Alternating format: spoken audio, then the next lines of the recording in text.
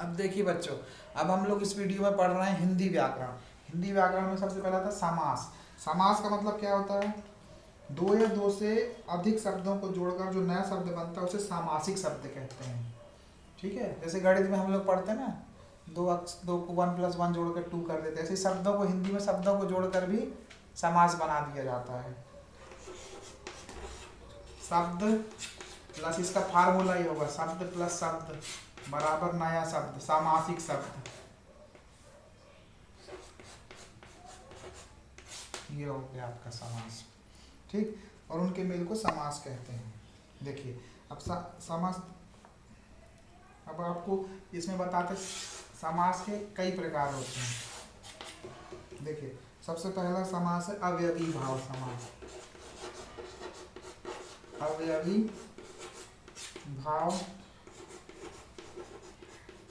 समास। ठीक, दूसरा होता तत्पुरुष समास।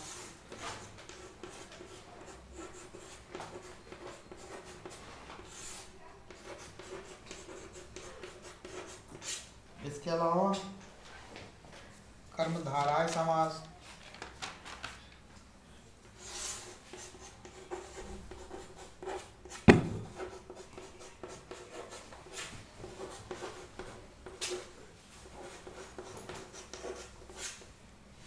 इसके अलावा द्विगु समास।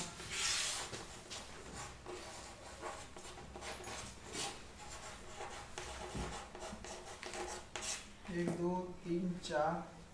इसके अलावा द्वंद्व समास।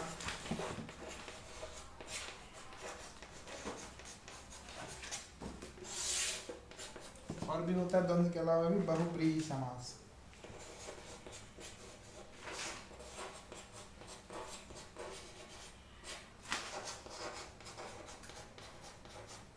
अब एक एक करके हम इन समासों को समझते हैं। ठीक है, तो सबसे पहले अपन आ जाते हैं द्विगु समास में। द्विगु समास का मतलब देखो बिल्कुल सरल भाव समझने का, यदि पहला शब्द दो शब्दों के मेल से बनेगा तो समास हो जाएगा, आप समझ गए। और अगर पहला शब्द संख्यावाचक है, इसकी पहचान क्या है? संख्यावाचक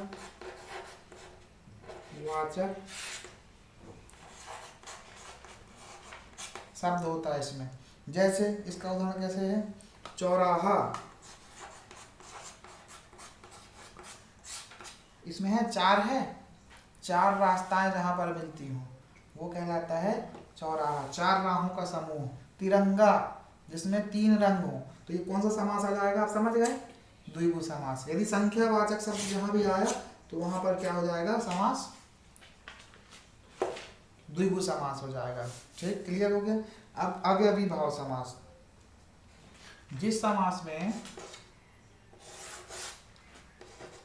इसमें देखो 2 पद होते हैं, उसको हम बोलते हैं पूर्व पद, इसको बोलते हैं हम लोग पूर्व पद, और इसको बोलते हैं बाद वाला पद या उत्तर पद। उत्तर पद। तो जिस समास में पूर्व पद की प्रधानता होती है,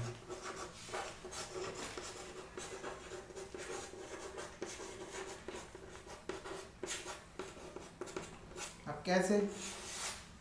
देखिए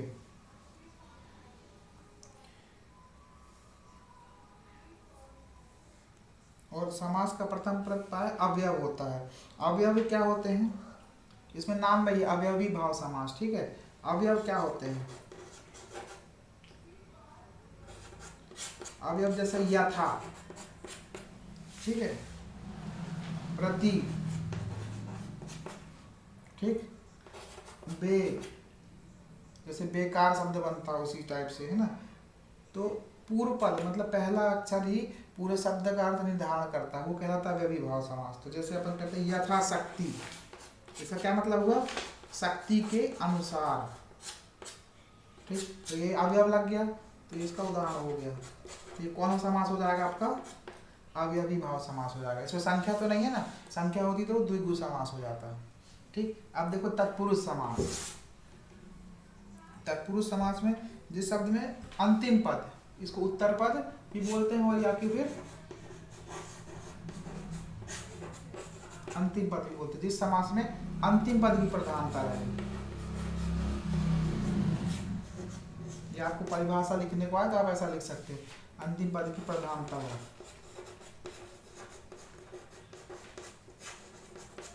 अब जैसे उदाहरण बताते हैं, जैसे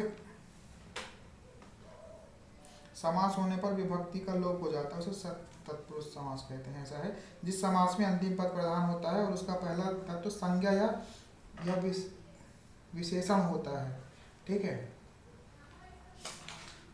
और समास होने पर विभक्ति का लोप हो जाता है। जैसे देखिए राज मुकुट, इसमें पहला पद है राज, दूसरा पद है मुकुट, ठीक। तो पहला पद कह रहे हैं संज्ञा होगा और दूसरा पद जो होगा प्रधान होगा, ठीक है। तो ये हो जाएगा राजा का मुकुट, ये कौन सा हो जाएगा, तत्पुरुष समास, तत्पुरुष समास। इसका मतलब होगा राजा का मुकुट, ठीक।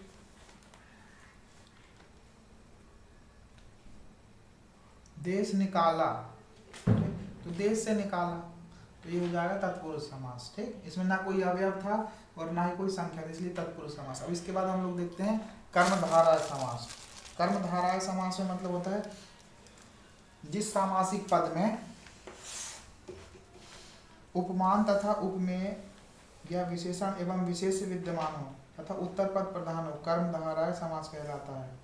अब उपमान क्या है और उपमेय क्या है, देखो जैसे उपमान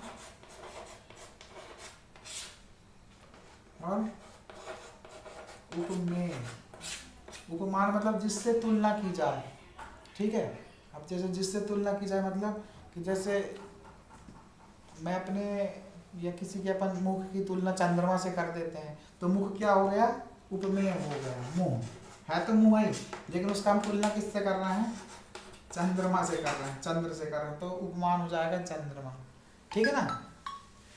तो जहाँ पे कुछ ऐसे तुलना की जाए बढ़ा चढ़ा के, ठीक है, तो वहाँ पर समास होता है कर्मधारा है, मतलब कर्म धारण करता है वहाँ पे शब्द। मतलब जैसे समझेंगे चरण कमल, देखिए उदाहरण बता रहे हैं आपको, चरण कमल, ठीक। अब चरणों की तुलना करना है किससे, कमल से, मतलब कमल के समान चरण, चरण कमल। तो यहाँ पे कौन सा समास हो गया, कर्मधारा है, तो वो चरण लेकिन क्या धारण कर रहे हैं, कमल का रूप धारण कर रहे हैं, ठीक है। कर्मधारा समास, ठीक। नीलकंठ,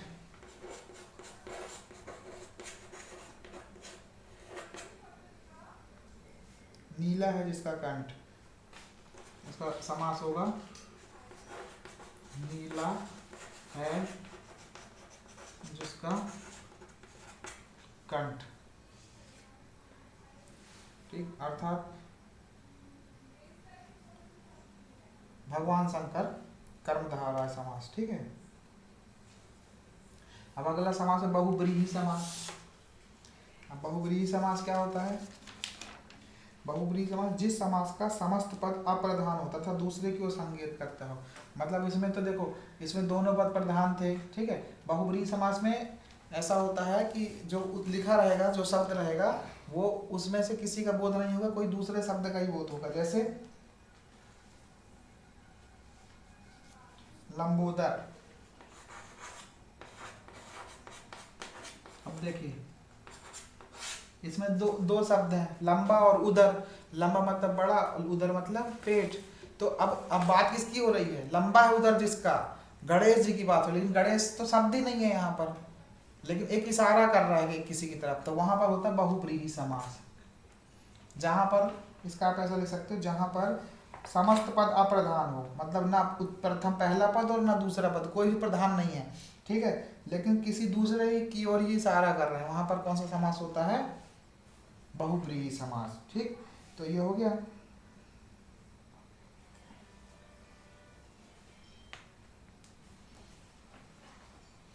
अब आखिरी हमारा समास बचता है द्वंद्व समास। इसमें क्या रहता है, दोनों ही पद प्रधान रहते हैं, दोनों ही प्रधान हैं,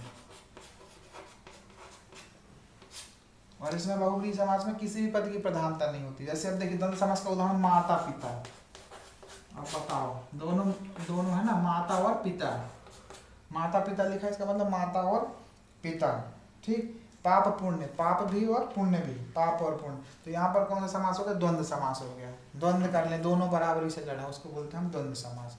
इस तरह से समास पूरा होता है।